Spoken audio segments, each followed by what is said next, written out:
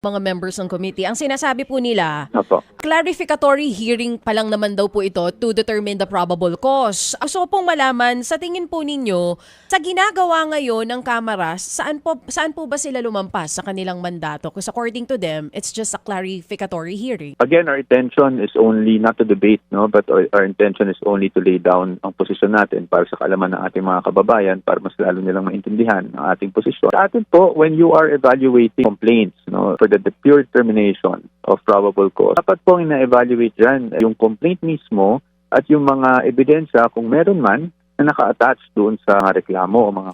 Yon ang problema mga pare. Wala kasing nakatatat. Kasi yun nga yung word fishing expedition lang.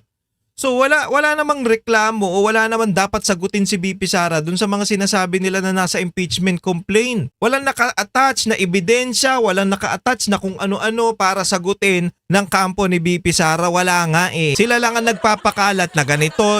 Na naman yung na Mary Grace Piatos. Ano ba? Unang-una, confidential funds yan. Tapos may narinig pa ako, may nakita pa ako. Yung PSA daw nung mga na-awardan sa pagbibigay ng information para matugis yung mga dapat tugisin. Kailangan daw yung PSA. Eto lang eh, kitang-kita na natin na talagang gusto nyong puntiryahin yung mga tao na yon nagbigay ng information para mabawasan kayong mga demonyo kayo.